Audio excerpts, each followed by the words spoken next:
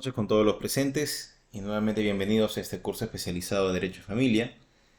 Estamos en esta sesión número 2 de este primer día de curso y acto seguido vamos a presentar al expositor de este segundo tema.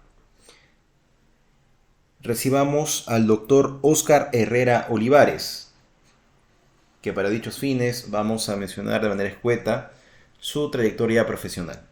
Él es abogado especialista en Derecho Público y Buen Gobierno por la Pontificia Universidad Católica del Perú, MBA por la Universidad Rey Juan Carlos de Madrid, conciliador extrajudicial debidamente acreditado por el Ministerio de Justicia y docente en Derecho de Familia y Sucesiones. Sin más que agregar, doctor, somos su público. ¿Qué tal? Muy buenas noches. Me alegra muchísimo estar en esta oportunidad con ustedes y por supuesto con el Colegio de Abogados de ICA.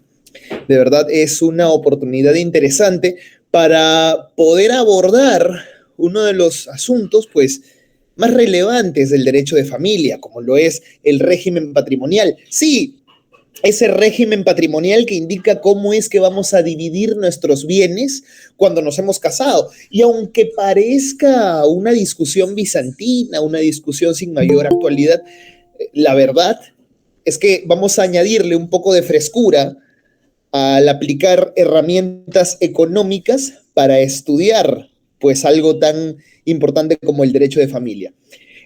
La razón de ser de esta ponencia es que quiero responder a la pregunta: ¿se puede o no se puede aplicar el análisis económico del derecho al derecho de familia? Bueno, adelantando la respuesta, yo considero que es sí, y que justamente la mejor forma de aplicar el análisis económico del derecho en el derecho de familia es estudiando el régimen patrimonial del matrimonio. Ahora, antes voy a hacer unas pequeñas aclaraciones. Primero quiero hablarles del concepto de familia. Sí, es cierto, hablar de familia es hablar de una realidad que supera lo económico, sin lugar a dudas. Es hablar de una realidad afectiva, emocional, moral, una realidad que sin duda alguna trasciende la economía en criterios no cuantificables, ¿no? El amor, el afecto, el cariño que se da entre los miembros de la familia no puede ser cuantificado en números, mucho menos en dinero. Sin embargo, a pesar de que reconocemos que la familia es una institución jurídica fundamentalmente afectiva, fundamentalmente emocional, también debemos reconocer que tiene detrás una realidad económica. Para dar un ejemplo, ¿no? Cuando nosotros hablamos del régimen de la patria potestad, también estamos hablando de derechos que surgen de esta patria potestad, derechos de asistencia, derechos de cuidado, derechos de autoridad entre el padre y los hijos, pero también derechos patrimoniales, ¿no? Las obligaciones de responder, en este caso, económicamente por los chicos, de otorgarles bienestar, de otorgarles alimento, educación, tienen un impacto económico, más allá de la realidad afectiva que en general la familia nos trae. Y pues tratando de aplicar estas herramientas económicas al derecho de familia, es que surge esta disertación. En principio, yo quisiera hablarles de las herramientas metodológicas que vamos a utilizar en esta sesión. Primero quiero hablarles de una breve introducción al análisis económico del derecho, explicar qué cosa es el derecho de familia y cuál es la conexión que existe entre el análisis económico del derecho y el derecho de familia. Dicho sea de paso, nada de lo que yo estoy diciendo no se ha dicho antes. En general no estamos descubriendo la pólvora. Gary Becker, Richard Posner han escrito hace más de 30 años analizando instituciones familiares a la luz del análisis económico del derecho. Entonces, cuando ya entendamos todos estos conceptos previos, es que abordaremos una pregunta fundamental. ¿Cuál es la naturaleza y la finalidad de la familia? Ya hemos hablado de que la familia tiene una dimensión afectiva, pero que nos vamos a centrar en las consecuencias económicas de la familia. Y así, entendiendo todas las herramientas metodológicas, trataremos de responder a una pregunta que, aunque parece simple, tiene una realidad jurídica detrás, ¿no? ¿por qué nos casamos? Yo soy un hombre felizmente casado y a la vez estoy convencido de que me he casado por una razón fundamentalmente económica. Eh, en la segunda parte de nuestra ponencia vamos a hablar acerca de ciertas observaciones a la legislación vigente, ¿no? Ya hemos mencionado cuáles son los derechos personales y patrimoniales que surgen de la familia y vamos a hablar de algunas reflexiones finales aterrizando en las alternativas que nos brinda la ley nacional para administrar nuestros bienes cuando ya nos hemos casado, ¿no? La separación de patrimonio o la sociedad de gananciales. Y vamos a ver cuál de estas dos figuras es económicamente más conveniente a la luz del análisis económico del derecho o AED. En esta primera parte de la ponencia vamos a hablar acerca de tres grandes preguntas. La primera y más básica es ¿qué cosa es el análisis económico del derecho? Luego responderemos cómo es que este análisis económico del derecho se aplica y por qué es importante estudiar este enfoque jurídico, porque no deja de ser un enfoque jurídico con herramientas económicas. Primero entendamos qué cosa es la economía. Señores, la economía es muy similar al derecho, aunque parezca que de la mano de tantos números y tantos gráficos, para nosotros nos puede parecer inentendible. Sin embargo, aunque no lo parezca, la economía es, al igual que el derecho, una ciencia social. Existen dos grandes tipos de ciencias. Las ciencias naturales, ciencias exactas como las matemáticas, la física y la química, y las ciencias sociales, como el derecho y la economía, que estudian la acción humana. Mientras la economía estudia cómo es que tienen que administrarse los bienes para cumplir con las necesidades de las personas, el derecho se pregunta cómo es que actúan las personas a la luz de las normas y las reglas. Entonces, ambos, derecho y economía, se enfocan en el mismo punto de vista, es decir, están estudiando el mismo objeto de estudio, están estudiando el comportamiento de las personas, la acción humana. Es así que surge el análisis económico del derecho, ya lo deben saber todos ustedes, desde hace casi medio siglo en la escuela de Chicago en general. Y esto pues, si estamos hablando de Chicago, estamos hablando de la tradición jurídica del common law. El common law estadounidense, ya saben, nuestros primos estadounidenses que emplean pues estas técnicas de juez y jurado, persecutor, de torts, ¿no? que utilizan la jurisprudencia como principal fuente de derecho, también emplean herramientas económicas para poder sentenciar. Es decir, los jueces utilizan herramientas económicas para sentenciar. Es así que las ciencias jurídicas han aprendido a hacer uso de la estadística, del análisis costo-beneficio, del estudio de costos de transacción, de la teoría de juegos y de diferentes herramientas económicas para tratar de encontrar respuestas a problemas jurídicos. Yo quiero hacer aquí una mención interesante y es que este divorcio entre economía y derecho ocurrió hace muy poco. Anteriormente, el derecho y la economía no solo se estudiaban en la misma facultad, que era la Facultad de Ciencias Humanas, sino que era imposible pensar en un economista que no tuviera en cuenta pues, los aportes del derecho o en un abogado que no considerara los efectos económicos de la ley. Antes, ambas ciencias eran muy cercanas y fue solamente a raíz de la segunda mitad del siglo XIX que empezaron a separarse por muy poco tiempo, porque luego, en la primera mitad del siglo XX, ya estaban volviéndose a reunir en el análisis económico del derecho. El análisis económico del derecho intenta responder a dos grandes preguntas.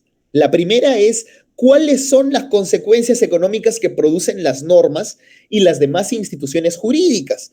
¿No? Por ejemplo, si el día de mañana alguien coloca desde el gobierno con el Congreso, siguiendo todos los parámetros establecidos en la Constitución, alguien sube el impuesto a la renta del 30% al 50%, ¿cuál va a ser la consecuencia económica de esa norma jurídica? Pues yo les aseguro que habrá más informalidad y menos personas que ahora deseen cumplir con la norma y por lo tanto mayor evasión fiscal. Esa es la consecuencia económica de una ley, ¿no?, mal dictada. Y además, considerando esto, el análisis económico se pregunta, ¿cuál de estas consecuencias jurídicas produce el resultado más deseable? Entonces, aplicando estas preguntas, estas premisas, vamos a estudiar no solo qué es la familia, sino cómo es que nos conviene administrar nuestros bienes cuando ya nos hemos casado. ¿Nos conviene recurrir a la sociedad de gananciales o nos conviene recurrir a la separación de patrimonios? Créanme, hay una respuesta económica para esa pregunta. Justamente esto nos lleva a una pregunta más. ¿Dónde surge el análisis económico del derecho? ¿Cómo es que se aplica? ¿Quién lo inventó? Bueno, en realidad hay diferentes grandes ponentes de esta corriente académica. El primero de ellos, sin lugar a dudas, es Gary Becker, quien ya había estudiado a través de ciertas herramientas económicas actividades tan humanas como la constitución de una familia.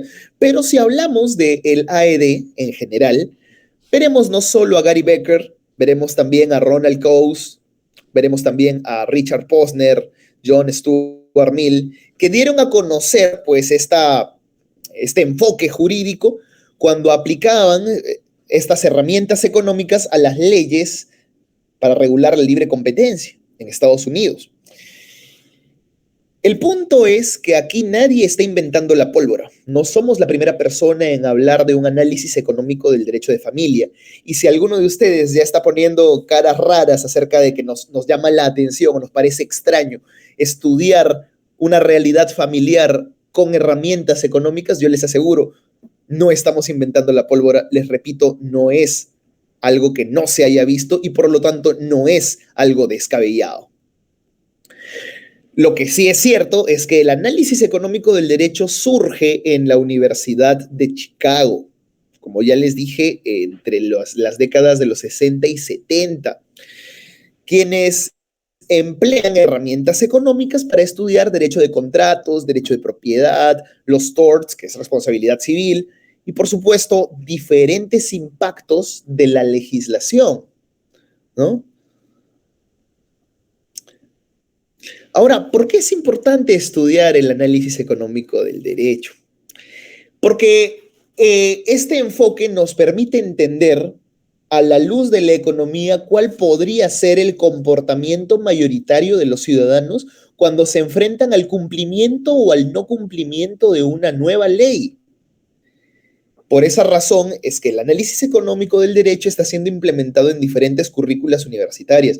De hecho, en las casas de estudio donde tengo el gusto de dictar, se está incorporando el curso de Derecho y Economía o Economía y Derecho, que pues son enfoques que tratan de liberar a nuestras ciencias jurídicas de su aislamiento, de las ataduras intelectuales a las que podría estar sometidas.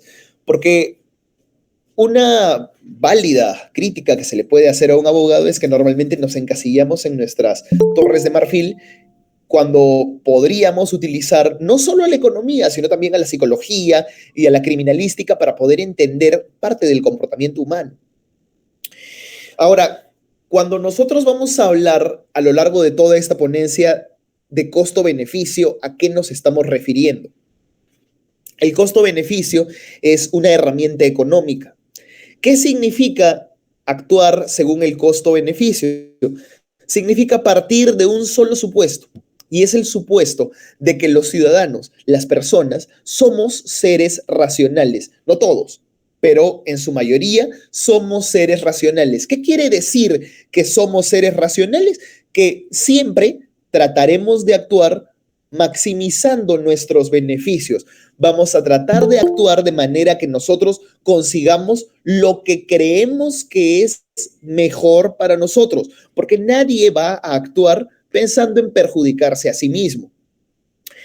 Aquí quiero hacer un breve paréntesis, porque aquello que nosotros consideremos como nuestros beneficios dependerá subjetivamente de lo que cada uno de nosotros crea o considere u opine. Lo que para unos podría ser lo más beneficioso, para otros podrá no serlo. Mientras que para la Madre Teresa de Calcuta, entregar todo su dinero puede ser lo más beneficioso, seguramente para Elon Musk no lo es. Sin embargo, tanto la Madre Teresa de Calcuta como Elon Musk actúan ambos procurando el mayor de sus beneficios. Ahora, por supuesto, esto nos lleva a cuál es la relación entre el derecho y la economía, y nosotros hemos tratado de acercarlos muy brevemente a lo largo de esta ponencia. Ya hemos dicho que ambas son ciencias sociales y por lo tanto ambas estudian la acción humana, tanto las relaciones entre las personas como las relaciones, las motivaciones que tenemos para actuar. Mientras el derecho busca regular el comportamiento de las personas, la economía busca entender cuál es la mejor distribución de los recursos para las personas.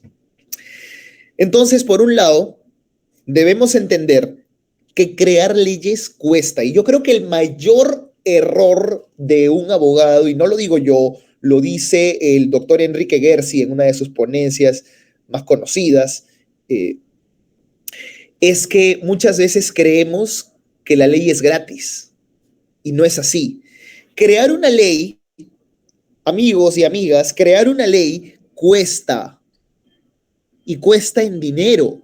Cuesta el salario de los congresistas, cuesta la burocracia que se emplea para mover la creación de esta ley, cuesta en tiempo, pero también nos cuesta a nosotros como ciudadanos poder leer la ley, porque ese costo en tiempo también es un costo, esa inversión de esfuerzo que nosotros los abogados empleamos en conocer las nuevas leyes también es un costo. Entonces, no existe ley que sea gratuita. ¿Cuál es la moraleja a todo esto que hemos estado conversando? Si no hay ley gratuita, si todas las leyes cuestan, entonces tenemos que procurar que las leyes que creamos sean las más eficientes. Esa es la idea primordial del análisis económico del derecho, ¿no? ¿Cuál es la ley más eficiente? ¿Cuál es la ley que conviene más a nivel económico? Y por supuesto, esto nos lleva a diferentes presupuestos importantes. Primero que toda ley tiene un impacto en la sociedad. Las leyes, amigos y amigas, incentivan una conducta o desincentivan una conducta. Una ley puede incentivarnos a hacer algo o puede incentivarnos a no hacer algo.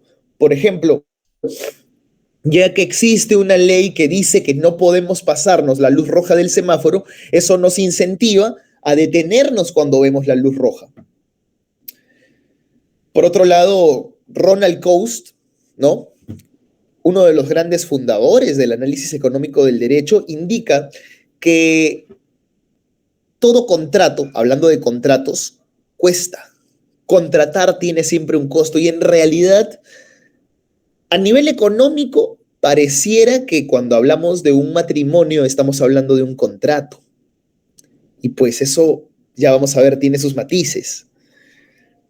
Por ahora, basta con que sepamos que si nuestra idea, si nuestro objetivo es encontrar leyes eficientes, entonces, ¿cuál es la función principal del derecho? Reducir nuestros costos de transacción. Esa es la idea. O sea, para que nosotros lleguemos a un acuerdo privado, para que nosotros celebremos un contrato, cuesta en negociar, cuesta en ponernos de acuerdo, cuesta el tiempo, cuesta elevarlo a registros públicos. Entonces, la idea o la misión del derecho debería ser facilitarnos la vida, facilitarnos los acuerdos, facilitarnos la posibilidad de contratar. Esa es o debería ser la función del derecho. Y ahora que tenemos claro qué cosa es el análisis económico del derecho, tratemos de entender qué cosa es el derecho de familia.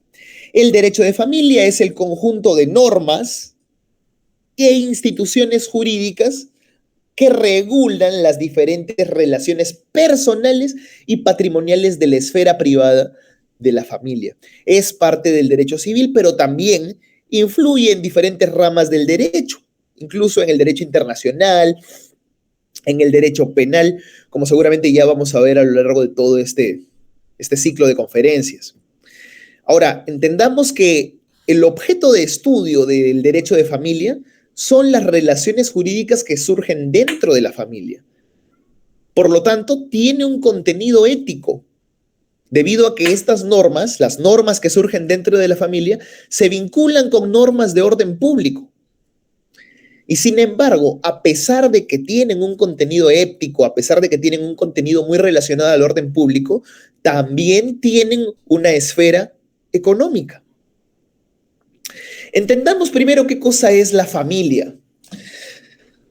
Y es que hablar de familia nos lleva a lo más recóndito y a lo más primigenio de nuestro génesis como especie. Cuando nuestros ancestros, Australopithecus, empezaban a reproducirse entre ellos, se dieron cuenta de que si se organizaban como una familia nuclear, podían protegerse los unos a los otros y podían ahorrar recursos. Yo les aseguro que incluso antes de que surgieran los reinos, antes de que surgiera el Estado, la familia ya existía. Por eso decimos que la familia es anterior al Estado. Debido a que, ¿qué? Bueno, en realidad la familia proviene de la costumbre y no viene de la ley. Es decir, no hemos tenido que esperar a que un Estado venga y nos diga que vamos a tener que crear familias con papás, mamás e hijos para que recién creemos familias con papás, mamás e hijos. Todo lo contrario, la costumbre es anterior a la propia existencia de la ley. ¿Por qué? Porque esta institución, esta forma de organizarnos, esta familia, ha sido probada a lo largo de miles y miles de años y ha funcionado como una forma de ahorrar recursos, como una forma de proteger a la especie.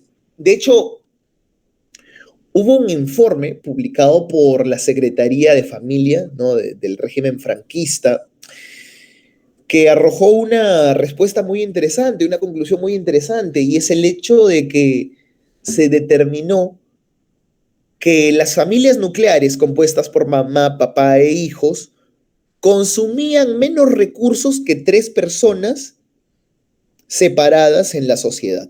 Es decir, si nosotros nos organizamos en grupos familiares, vamos a consumir menos, vamos a poder ahorrar más y por lo tanto podemos progresar más como sociedad. Esto demuestra que la familia como tal es muy eficiente, que la familia ha funcionado y que ha sido probada, ¿no?, a través de los siglos. Lo cual es muy interesante, porque ya veremos, ¿no?, que todo esto tiene una realidad económica, una realidad de ahorro de recursos, de protección de la especie, de conveniencia, como ya les dijimos anteriormente, de buscar siempre nuestros beneficios. Ahora, efectivamente, no somos los primeros en hablar de la relación entre el análisis económico y el derecho de familia. De hecho, el Nobel Gary Becker ya lo hizo antes que nosotros. Él tiene su ensayo de tesis que luego fue convertido en libro que se llama Tratado sobre la familia. Y en esta pues se utilizan una serie de fórmulas económicas para tratar de explicar cuáles son ciertos fenómenos jurídicos, pero que tienen un impacto económico. Por ejemplo, ¿qué factores nos incentivan a tener más o menos hijos? ¿Cómo es que la riqueza se traslada de una generación a otra? Y de hecho, aplicando herramientas económicas también podremos entender por qué es que las personas nos casamos. Vamos a hablar acerca de esto un poco más, ¿de acuerdo? En general fue el doctor Richard Posner, juez de los Estados Unidos y gran exponente del análisis económico del derecho hasta la actualidad. De hecho, el hombre está bastante anciano y sigue dictando cátedra. En su texto, el análisis económico del derecho estudia el derecho de contratos, el derecho penal, el derecho comercial, entre otros derechos, incluyendo el derecho de familia a la luz del análisis económico, ¿no? En el ámbito familiar, analiza la discusión sobre la naturaleza del matrimonio, sobre los vientres de alquiler, sobre la adopción, cuál es el mercado de adopción de menores de edad, también lo analiza. O sea, ve a las personas que buscan ser adoptadas como una especie de mercado en oferta, donde hay una oferta de hijos en adopción y una demanda de padres adoptantes, ¿no? Ahora, yo quiero utilizar, ya que hemos hablado a grandes rasgos de cómo es que podemos relacionar el derecho de familia con el análisis económico, quiero, antes de pasar a la siguiente parte de la ponencia, hacerles una pregunta muy sencilla. Seguramente entre los aquí presentes hay alguna persona casada, pero ¿acaso nos hemos puesto a pensar cuánto es que cuesta casarse? Yo me casé hace poco más de un año. Y créanme que pude vivir todos estos costos uno a uno, y no me refiero solamente a los costos monetarios, porque casarnos cuesta mucho más. Hay un costo para elegir pareja, un costo de oportunidad. Yo les comento, cuando uno elige a una pareja, el costo de elegir a esa pareja es renunciar a todas las demás potenciales parejas que podríamos tener en ese momento, porque estamos eligiendo a una sola y estamos sacrificando a todo lo demás. Dirían los jóvenes de mi generación, están dejando ir a todo el ganado. Ahora, también existen los costos de búsqueda, ¿no? Cuando uno está en la etapa de conocerse, cuando uno está en la etapa de ver con quién se está juntando, también está invirtiendo tiempo. Yo estoy seguro de que alguno de nosotros, abogados, ha sabido buscar antecedentes, ha sabido buscar incluso el registro de bienes, porque todos estos son costos de búsqueda. Es una decisión importante, pero también son costos. Y hay un costo de entrada, que son los costos propios de lo que nos cuesta una boda. ¿Cuánto nos cuesta conseguir la autorización de la municipalidad o conseguir al notario? ¿O cuánto nos cuesta alquilar un local para la boda? ¿O cuánto nos cuesta conseguir la iglesia, conseguir toda la documentación? Porque, oh Dios mío, para un matrimonio religioso, créanme, el trámite es muy complicado y puede llegar a durar meses. En mi caso, duró meses. Ahora, también existen costos posteriores, ¿no? Costos de adopción o de monitoreo, porque cuando uno se casa, el casado casa quiere. Y el costo de conseguir un hogar, el costo de darle soporte al hogar, el costo de compartir los gastos por ese hogar, es también un costo posterior. O sea, casarnos cuesta todo esto. Y en realidad siento que yo no estoy diciendo nada indebido cuando digo que casarnos cuesta. Por supuesto que cuesta.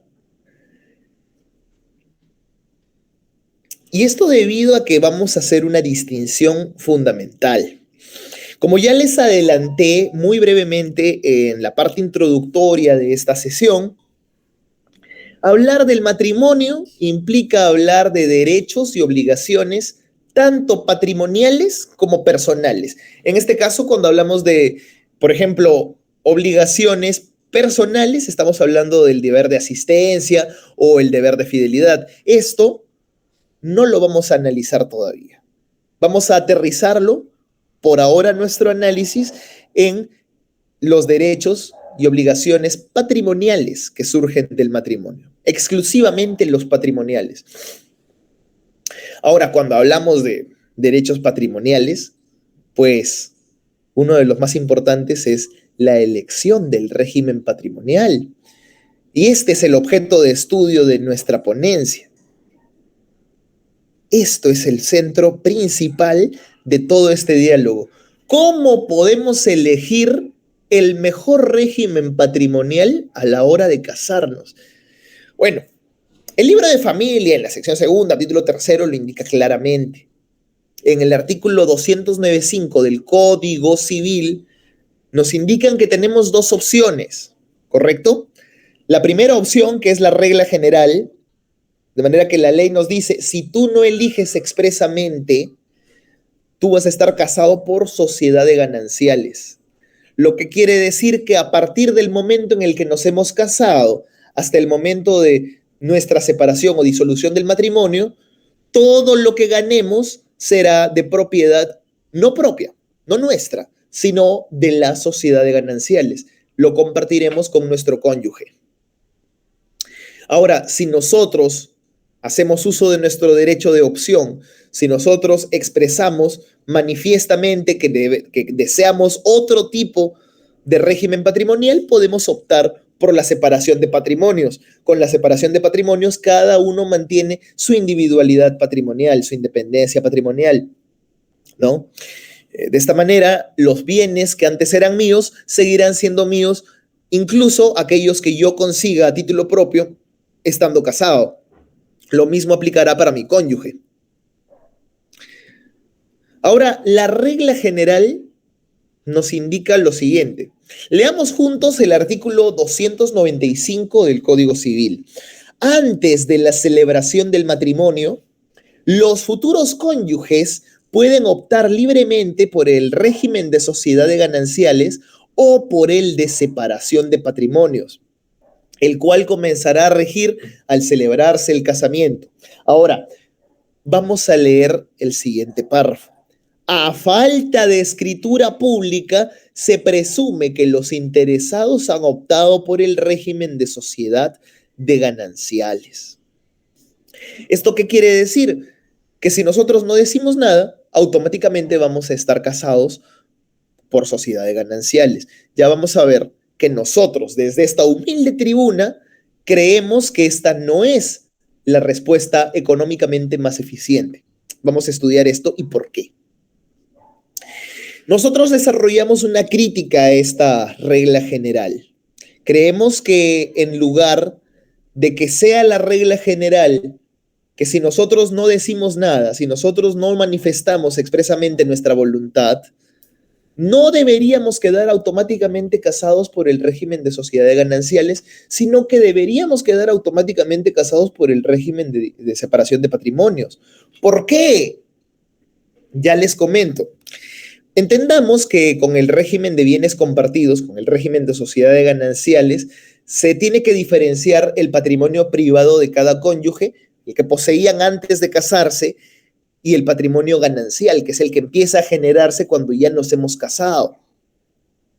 Esto nos generará impuestos más elevados, porque como ustedes saben, cuando se tributa por la ganancia total. Y en este caso, cuando nosotros estamos en una unión, ¿no? En una unión patrimonial, la ganancia total es mayor, es más alta. Cuando se trata de impuestos progresivos, vamos a terminar pagando más impuestos.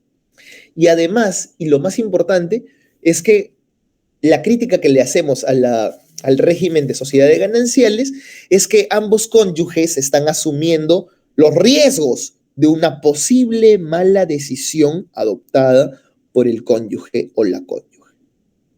De manera que si nuestro cónyuge mete la pata, nosotros también metemos la pata con él o con ella. Y eso pues nos deja muy vulnerables. Quiero hablarles un poco más acerca de estos artículos de la sociedad de gananciales. Primero leamos un poco del artículo 310. Son bienes sociales todos los que no están comprendidos en el 302, incluso cualquiera de los cónyuges adquiera por su trabajo, industria o profesión, así como los frutos y productos de todos los bienes propios y de la sociedad y las rentas de los derechos de autor e inventor.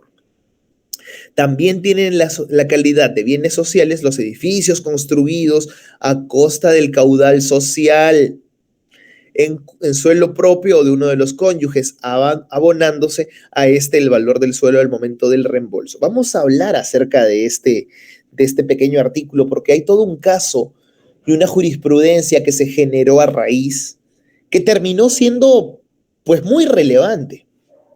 Por otro lado, el artículo 317 nos indica que los bienes sociales, y a falta de insuficiencia de estos, los bienes propios de ambos cónyuges responden a prórrata de las deudas que son cargo de la sociedad. O sea, que si ustedes tienen bienes propios, incluso con esos bienes propios van a responder por las deudas que haya incumplido su cónyuge. Bueno, eso nos lleva a hablar acerca de las deudas y las cargas de la sociedad de gananciales, ¿no? Las cargas que se asumen quedan establecidas en el artículo 316 del Código Civil, donde se indica, por ejemplo, el sostenimiento de la familia, la educación de los hijos, los alimentos, el importe de lo donado prometido a hijos comunes por ambos cónyuges, las mejoras necesarias en reparaciones de mera observación o conservación hecha en predios propios, de manera que si uno de los dos cónyuges incumple con cualquiera de estas cargas, el otro asumirá, por supuesto, responderá por el pago de estas obligaciones, que son cargas del matrimonio. Ahora, ¿cuáles son los caracteres más importantes de la separación de patrimonio? Pues sencillo, que cuando se trata de deudas, en la separación de patrimonios cada quien responde con sus propios bienes, porque cada uno tiene la absoluta propiedad de administración y disposición de sus bienes, tanto presentes como futuros. En ese sentido, estamos frente a una situación de mayor equidad, ¿no? De mayor certidumbre, porque ya no existe la necesidad de distinguir entre bienes propios y bienes comunes. Ahora solo existen los bienes individuales y eso pues reduce muchísimo estos costos de transacción propios del matrimonio. Ahora, hay otras ventajas en la separación de patrimonios. No solo que cada uno conserva por siempre su propio patrimonio independiente, sino que además le otorga completo control de su patrimonio personal y por lo tanto las declaraciones de impuestos pueden ser menores porque cada uno tributa por separado sin someterse fácilmente a cualquier impuesto progresivo. Ahora yo quiero hablarles acerca de esta pregunta. ¿Cuál es la opción económica más eficiente? Hablemos de este caso. Es un caso sencillo. Inicialmente, hablemos de Juan y María. Juan y María están casados en una sociedad de gananciales y juntos son dueños de un hotel. Es decir, la sociedad de gananciales compuesta por los esposos Juan y María son dueños de este hotel. Ahora, solamente Juan ha sido administrador del hotel y Juan, pues, ha hipotecado el hotel en garantía hipotecaria frente al banco. De manera que quien responde frente al banco por cualquier quiebra o cualquier problema económico surgido con la administración de este hotel, ¿solo Juan? No. Juan y María, como sociedad de gananciales, ambos son responsables de los errores económicos que uno de los dos pueda cometer. Ahora, imaginemos que Juan como administrador lo ha hecho terriblemente mal y apenas ha podido pagar la hipoteca. Llega un momento donde ya no puede pagar la hipoteca y es embargado. Entonces, su esposa María, que no ha tomado una mala decisión económica, que no ha sido culpable de la pésima administración de su esposo, pierde también el hotel que antes le pertenecía también a ella. Esto pues no parece justo. Esto es interesante, porque como ya veremos, en la casación 3199-2010 de la Libertad, se establece el siguiente caso. Llamemos a estas dos personas Manuel y Carol. Manuel y Carol están casados desde hace 10 años y Carol ha tenido un inmueble, un bien propio, en una ciudad, un inmueble de un solo piso. Este inmueble lo adquirió siendo ella soltera. Sin embargo, estando casada, empieza a construir el segundo piso del inmueble sobre su bien propio. La casación 3190 nos dice que este segundo piso, que ha sido construido exclusivamente con el dinero de Carol, con el dinero que ella ha invertido, fruto de su trabajo y por supuesto dentro de su propio inmueble, porque ella era dueña única del primer piso, pero este segundo piso es propiedad no de Carol, sino de toda la sociedad de gananciales. Entonces, ¿cuál es el mensaje que se le da a Carol? Carol, si tú tienes un bien propio en un primer piso, no puedes construir, porque si tú construyes, lo que construyas ya no es tuyo. Lo que construyes es de Manuel y es de Carol, aunque Manuel no haya puesto un centavo. Lo cual es, pues, bastante desalentador para concluir relaciones nocivas. Y recordemos que las cuestiones patrimoniales no deberían ser un problema para el tema del amor, ¿no? Nuestra forma de ver el análisis es el siguiente, mis estimados amigos. No estamos viendo este problema a la luz de criterios morales sobre si siendo su esposa debería o no haber construido solo con su dinero. No estamos analizando una cuestión de principios axiológicos ni de valores morales. Estamos realizando exclusivamente un análisis costo-beneficio para entender cuál de las propuestas que nos hace nuestra legislación, para entender si debemos optar por el régimen de sociedades gananciales o por el régimen de separación de patrimonios, cuál de estas dos alternativas es más eficiente. Por supuesto que ahora vamos a hablar de los incentivos que nos genera la separación de patrimonios. Yo les hablaba en la primera sesión, ¿no?, de esta ponencia, muy breve, por cierto, muy breve, les hablaba acerca de que las leyes nos incentivan a hacer cosas o a dejar de hacer cosas. ¿Cuáles son los incentivos que nos genera la separación de patrimonios? Primero, que hay claridad en las titularidades, que queda claro quién es dueño de qué cosa. De manera que ya no hay necesidad de rompernos la cabeza sacando cuentas sobre cuáles son los bienes que nos pertenecen solo a nosotros y cuáles son bienes de la sociedad conyugal. Por otro lado, en el caso de que exista una separación, un divorcio, se reduce el costo de dividir, de liquidar la comunidad de bienes, porque cada uno mantiene su esfera patrimonial tal y como estaba. Por supuesto, esto nos genera un incentivo más emocional y es el hecho de la confianza y el amor propio de la pareja. Tú vas a saber que si te casas por separación de patrimonios, no te estás casando por interés, porque lo de él o lo de ella va a seguir siendo de él o de ella y lo tuyo va a seguir siendo tuyo. Cuando te casas por separación de patrimonios, no te estás casando por interés, definitivamente. ¿Nosotros creemos que la eficiencia económica es la muerte del amor? No, al contrario. Tener una claridad sobre qué cosa le corresponde a cada quien. Tener claridad sobre las titularidades, sobre las propiedades, sobre los derechos que tienen marido y mujer es parte fundamental de mantener el verdadero amor vivo, porque el amor en pareja puede ser protegido cuando ambos cónyuges acuerdan de manera previa, ¿no?, que el dinero no va a ser motivo de discusión nunca. Por eso, la separación de patrimonios garantiza que la familia, que la pareja esté unida por amor y no por dinero. Yo sé que sonaría inicialmente muy complicado pensar en la aplicación económica a algo tan sagrado como lo es el matrimonio, ¿no? Sin embargo, ya vemos que la aplicación económica de las herramientas económicas en el derecho de familia más bien protege el verdadero amor, protege la confianza y de paso nos genera mayor eficiencia. ¿Cuál es nuestra propuesta? Y esta es la respuesta del millón. La aplicación de la separación de bienes como regla general ¿podría eliminar los matrimonios por interés? Nosotros creemos que sí.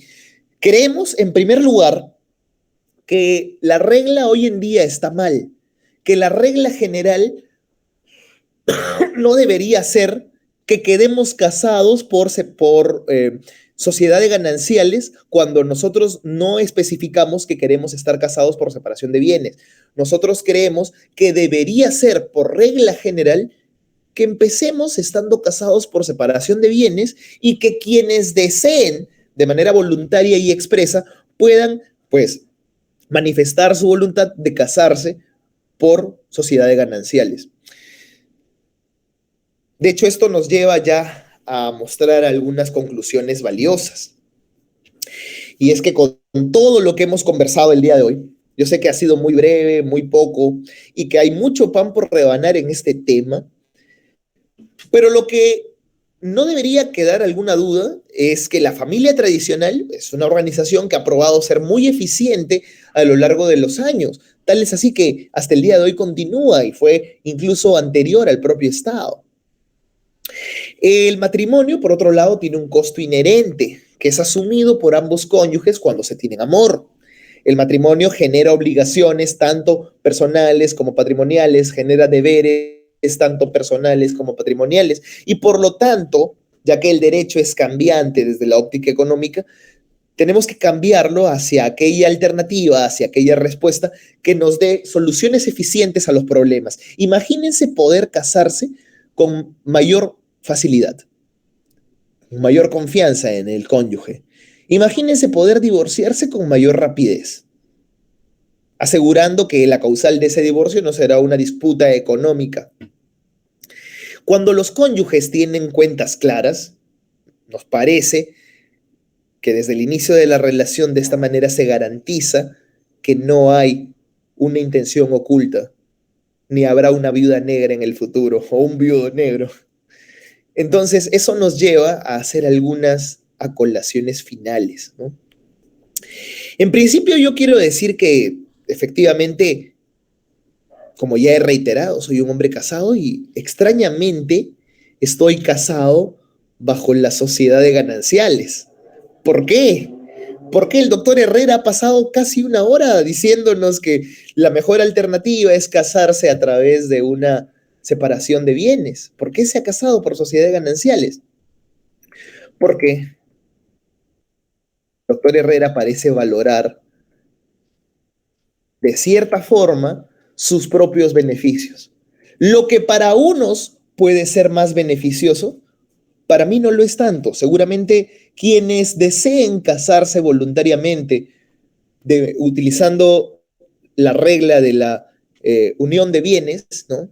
De la sociedad de gananciales, valoran más el sentimiento de unión, valoran más el sentimiento de formar parte de un equipo, mientras que los que valoran más la separación de bienes valoran más la certeza, valoran más la certidumbre, la rapidez. Completamente válido, absolutamente, y sin embargo no deja de ser un tema para el cual hay mucho pan por rebanar. Quisiera concluir de esta forma mi ponencia. Yo sé que no ha sido una ponencia tan larga, todo lo contrario, me parece que esto serviría para que las personas interesadas en otro tipo de enfoques jurídicos traten de aventurarse hacia ellos y vean que hay bastante por dónde jalar, hay bastantes temas interesantes que merecen ser investigados y que pueden generar propuestas reales de la mano del derecho de familia. En ese sentido, quiero agradecer la oportunidad a las instituciones organizadoras y al público en general. Agradezco. Doctor, muchísimas gracias por su exposición. En este extremo vamos a hacer traslado a las personas, exhortarles a que hagan las preguntas que consideren pertinentes, a ver si es que podemos resolver algunas dudas.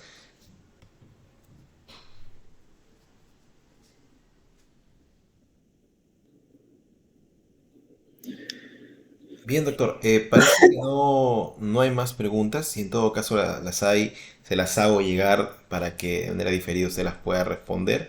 Nuevamente, Sin lugar a muchas dudas. gracias a nombre del Centro de Estudios del Grupo Chile Colán y Moncada Romero y del Ilustre Colegio de Abogados de ICA, esperando contar con vuestra presencia en una próxima oportunidad. Cuando quieran. Muchas gracias. Gracias por la oportunidad. Listo. Muy buenas noches. Buenas noches con todos. Hasta Buenas luego. noches. Gracias a todos.